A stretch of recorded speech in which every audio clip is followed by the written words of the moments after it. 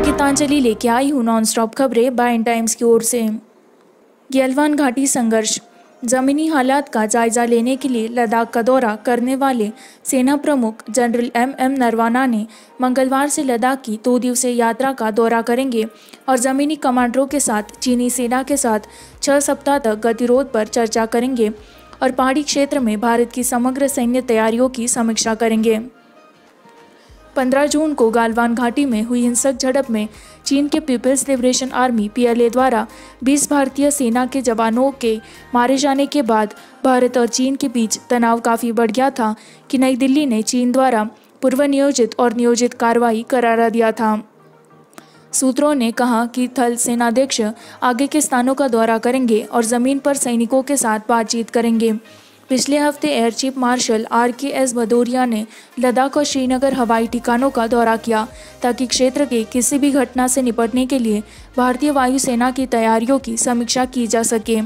सेना के शीर्ष कमांडरों के 2 दिवसीय सम्मेलन के अंतिम सत्र में भाग लेने के बाद जनरल नरवाने जल्द ही लेह के लिए रवाना होंगे। कमांडरों ने सोमवार को सम्मेलन के उद्घाटन के दिन पूर्वी लद्दाख में स्थिति पर विस्तार से चर्चा की।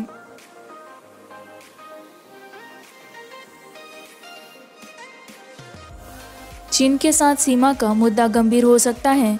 पूर्व PM मनमोहन सिंह। पूर्व प्रधानमंत्री मनमोहन सिंह ने कांग्रेस वर्किंग कमेटी की बैठक में चीन के बारे में पार्टी के विचार को प्रतिध्वनित करते हुए कहा कि अगर स्थिति को ठीक से नहीं देखा गया तो इससे गंभीर स्थिति पैदा हो सकती है। पार्टी प्रमुख सोनिया गांधी ने इस विचार का समर्थन करते हुए कि लद्दाख में वास्तविक नियंत्रण रेखा पर सामना एक पूर्ण संकट है। मनमोहन सिंह ने कहा, सीमा पर संकट जो अगर दृढ़ता से नहीं निपटता है तो गंभीर स्थिति पैदा हो सकती है।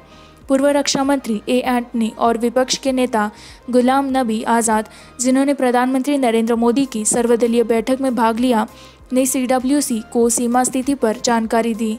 मनमोहन सिंह ने सोमवार को प्रधानमंत्री पर चीनी तंज कसते हुए सर्वदलीय बैठक में मोदी के बयान और बाद में PMO द्वारा स्पष्टीकरण के बाद विघटन देने का आरोप लगाया।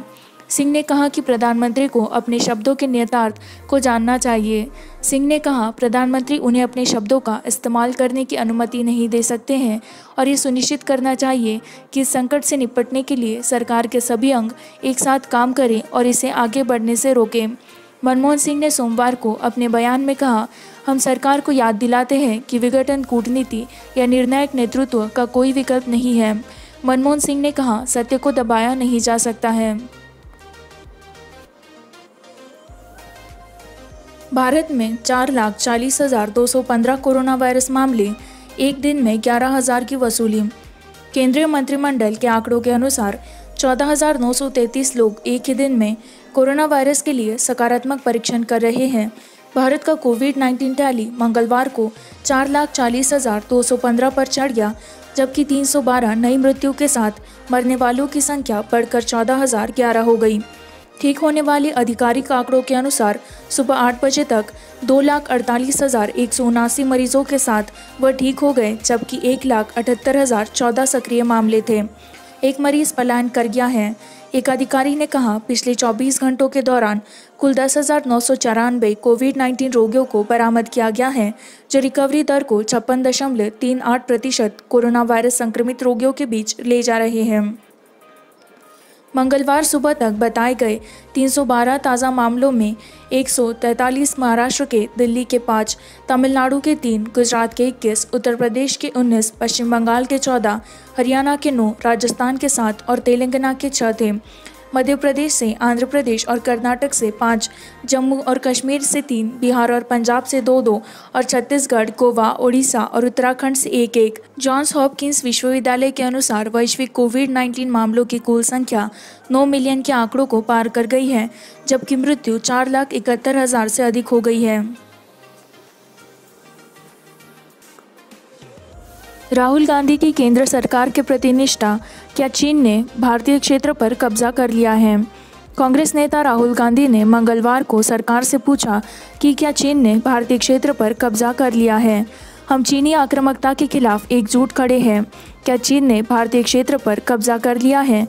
गांधी ने अपने पिता और पूर्व प्रधानमंत्री राजीव गांधी द्वारा क्लिक की गई पैंगोंग त्सो झील की तस्वीर के साथ ट्वीट किया। राहुल गांधी पिछले हफ्ते एक सर्वदलीय बैठक में अपने बयान पर प्रधानमंत्री नरेंद्र मोदी पर हमला कर रहे हैं कि लद्दाख का सामना करने का हवाला देते हुए न तो किसी ने भारत के क्षेत्र के अंदर और न ही किसी ने इसके पदों पर कब्जा किया है। इससे पहले भी कांग्रेस नेता ने सरकार से पूछा था कि क्या चीन ने किसी भारतीय क्षेत्र पर कब्जा कर लिया है। प्रधानमंत्री कार्यालय ने पहले ही मोदी की टिप्पणियों को स्पष्ट कर दिया है और कहा कि शरारती व्याख्या देने का प्रयास किया जा रहा है। प्रधानमंत्री नरेंद्र मोदी पर एक ताज़ा सैल्वो फायर करते हुए गांधी ने सोमवार को पूछा कि चीन इस संघर्ष के दौरान श्री मोदी की प्रशंसा क्यों कर रहा है। महाराष्ट्र कोविड-19 मामलों में 3,721 से 1,35,796 की वृद्धि, मृत्यु टोल 6,283 तक पहुंचता है। स्वास्थ्य विभाग के एक अधिकारी ने बताया कि महाराष्ट्र में सोमवार को 3,721 नए कोविड-19 मामले दर्ज किए गए और मुंबई में 20 सहित डेटा अपडेशन में 113 मौतें हुई, जिनमें संचयी मामले की संख्या 1,35,796 और मृत्यु दर 6,283 थी। हालांकि कुल 113 मौतों को डेटा सुलभ प्रक्रिया के अनुसार सोमवार को जोड़ा गया था। उनमें से 62 को पिछले 48 घंटों में रिपोर्ट किया गया था और इससे पहले 51 को आराम दिया गया था, जो टैली में परिलक्षित नहीं हुए थे, अधिकारी ने बताया। उन्होंने कहा कि 1,962 रोगियों को दिन में छुट्टी देने के साथ बरामद मामलों की संख्या बढ़कर 67,706 हो गई। उन्होंने कहा कि कोविड-19 मामले की वसूली दर 49.86% थी। उपचार के तहत सक्रिय मामलों की संख्या अब 61,793 है। अधिकारी ने कहा कि मुंबई में अब तक 67,586 कोविड-19 मामले दर्ज किए गए, जिनमें से 34,121 मरीज बरामद किए गए और उन्हें छुट्टी दे दी गई। मेगा पुलिस में मरने वालों की संख्या 3,737 थी, जबकि 8 घातक मामलों को गैर कोविड-19 के रूप में बताया गया था। मुंबई में अब 29,720 सक्रिय मामले हैं। उन्होंने कहा 62 मौतों में से जो पिछले 48 घंटों में हुई और सोमवार को टैली में शामिल हुई, 20 मुंबई में, 13 मीरा भयंदर में, 9 पुणे शहर में, 8 मालेगांव में, 3 औरंगाबाद शहर में और 2 अकोला नागरिक में हुए, आधिकारिक क्षेत्र ने बताया। सोनिया ने पीएम को लिखा 3 और महीनों के लिए गरीबों को मुफ्त अनाज देने का विस्तार। कांग्रेस अध्यक्ष सोनिया गांधी ने सोमवार को प्रधानमंत्री नरेंद्र मोदी को पत्र लिखकर गरीबों को मुफ्त अनाज मुहैया कराने के सरकारी प्रावधान को 3 महीने और बढ़ाने का अनुरोध किया।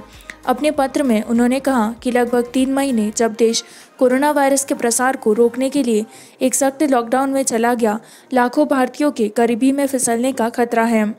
उन्होंने कहा कि केंद्र सरकार को जुलाई-सितंबर 2020 तक 3 महीने की अगली अवधि के लिए मुफ्त खाद्यान्न के प्रावधान का विस्तार करने पर विचार करना चाहिए। हाथों हाथ गांधी ने यह भी कहा कि चूंकि गरीब परिवारों की एक बड़ी संख्या को सार्वजनिक वितरण प्रणाली से बाहर रखा जाना जारी है, ऐसे सभी घरों में अस्थायी राशन कार्ड जारी किए जाने चाहिए। उन्होंने कहा कि आजीविका पर लॉकडाउन के प्रतिकूल प्रभाव के कारण शहरी और ग्रामीण गरीबों के लिए पुरानी खाद्य असुरक्षा हो गई है। उन्होंने कहा, मौजूदा स्थिति के मद्देनज़र देश के कुछ सबसे कमज़ोर लोगों के सामने आने वाले भूख संकट को दूर करने के लिए खाद्य अधिकारों का विस्तार किया जाना चाहिए।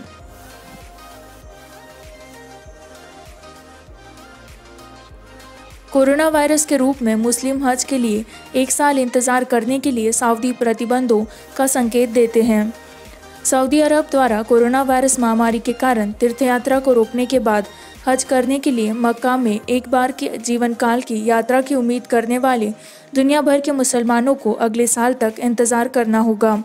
राज्य ने सोमवार को देर से कहा कि केवल तीर्थयात्रियों की एक बहुत ही सीमित संख्या में मक्का को देश के अंदर पहले से ही विभिन्न राष्ट्रीयताओं के निवासियों से हज करने की अनुमति दी जाएगी। हालांकि इस वर्ष के हज पर काफ़ी हद तक अंकुश लगाने का निर्णय काफ़ी हद तक अपेक्षित था। यह सऊदी अरब के लगभग 90 वर्षों के इतिहास में अभूतपूर्व है और राज्य के बाहर के सभी मुसलमानों को तीर्थयात्रा करने के लिए यात्रा करने से प्रभावी रूप से रोक देता है। यह उन लोगों के लिए एक झटका है जिन्होंने यात्रा का खर्च उठाने के लिए वर्षों तक इंतजार किया और पैसा बचाया। हज न केवल सभी मुसलमानों के लिए जीवन भर में एक बार प्रदर्शन करने के लिए एक आवश्यकता है, बल्कि यह पिछले पापों को दूर करने और जीवन के सभी क्षेत्रों से मुसलमानों के साथ जुड़ने का भी मौका है।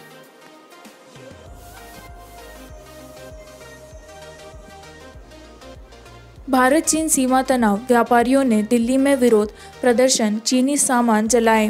व्यापारियों के निकाय CAIT ने सोमवार को दिल्ली के मुख्य बाजार करोल बाग में चीनी सामान जलाए और पिछले हफ्ते गालवान घाटी में चीनी सैनिकों के साथ संघर्ष में 20 भारतीय सैनिकों की हत्या के खिलाफ अपनी नाराजगी और गुस्से का प्रदर्शन किया। विरोध कर रहे व्यापारियों को अखिल भारतीय व्यापारियों CAIT के महासचिव प्रवीण खंडेलवाल के नेतृत्व में पुलिस द्वारा संक्षेप में हिरासत में लिया गया और करोलबाग पुलिस स्टेशन ले जाया गया।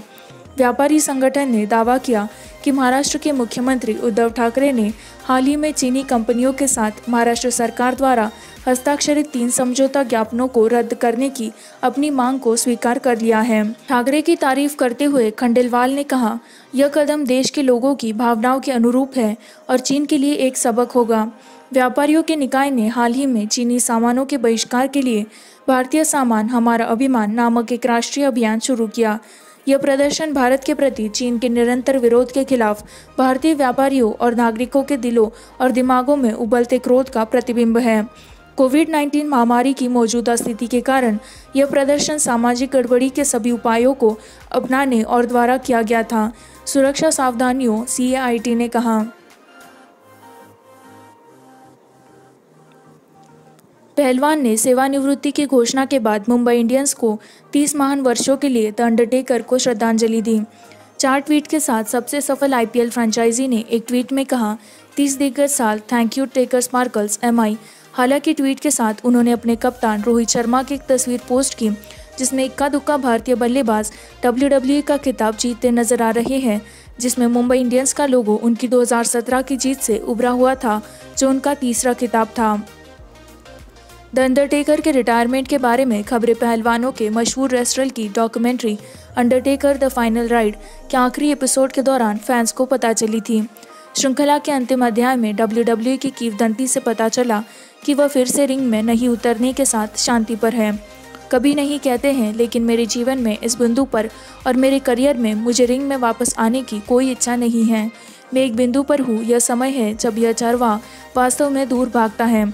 अंडरटेकर, जिसका असली नाम मार्क कैलावे, डॉक्यूमेंट्री के 5वें और अंतिम एपिसोड के दौरान कहा गया है, मेरे जीतने के लिए कुछ भी नहीं बचा है, मेरे लिए पूरा करने के लिए कुछ भी नहीं बचा है। खेल बदल गया है, नए समय के आने का समय है। समय सही लगता है। मुझे लगता है कि यह वृत्तचित्र ने मुझे यह पता लगाने में मदद की है। यह वास्तव में खोला गया है, मेरी नज़र बड़ी तस्वीर पर है। उन्होंने कहा, WWE में अंडरटेकर का आखिरी मैच रेसलमेनिया 36 में हुआ था, जब उन्होंने और AJ स्टाइल्स ने अप्रैल में एक बोनयार्ड मैच लड़ा था जिसमें द डेड मैन विजयी हुए थे। शाहिद कपूर कहते हैं कि कबीर सिंह एक भावनात्मक चाप था। शाहिद कपूर ने संदीप रेड्डी वांगस की फिल्म कबीर सिंह के साथ एक बड़ी ब्लॉकबस्टर फिल्म बनाई जो पिछले साल 21 जून को रिलीज़ हुई थी, और अभिनेता का कहना है कि यह उनके लिए सिर्फ एक फिल्म नहीं थी बल्कि एक भावनात्मक चाप थी जो कच्ची, नंगी और निडर थी। कबीर सिंह तेलुगु फिल्म अर्जुन रेड्डी की रीमेक थी और इसमें कियारा आडवाणी भी थी। शाहिद ने एक शराबी सर्जन कबीर सिंह का किरदार निभाया जो अपनी महिला प्रीति से किसी और से शादी करने पर आत्मविनाश में सरपील हो जाता है। इसके बाद वह जिया नाम की एक फिल्म अभिनेत्री में अस्थायी समाधान चाहता है। कहानी शरद चंद्र की अमीर देवदास से प्रभावित है, जिसे बॉलीवुड में कई बार फिल्माया गया है। शाहिद इंस्टाग्राम पर गए जहां उन्होंने अपनी फिल्म और सेट से तस्वीरों का एक मोटिवेशन साझा किया। उन सभी को जिन्होंने इस तरह के एक जटिल परस्पर विरोधी चरित्र को इतना प्यार दिया। धन्यवाद शेर सिंह, मेरे लिए कभी भी एक फिल्म नहीं थी, यह एक भावनात्मक चाप थी जो कच्ची थी, नंगी, बेदाग, ईमानदार, निर्भय, रियल, उसने लिखा। उन्होंने कहा, ऐसे समय में जब लोग न्याय करने में तेज होते हैं, आप उन्हें समझ गए, आप टूटे हुए दिल के गुस्से की हमारी व्याख्या समझ गए। शाहिद ने कहा कि फिल्म उनके लिए हमेशा खास रहेगी और फिल्म के कलाकारों और क्रू को श्रेय दिया जाएगा। आप सभी को एक बार फिर से धन्यवाद। इसी के साथ मैं संवाददाता गीतांजलि आपसे विदा लेती हूँ। इसी तरह की नॉनस्टॉप खबरों को जारी रखने के लिए बाइंग टाइम्स हिंदी को लाइक करें, सब्सक्राइब करें, शेयर करें।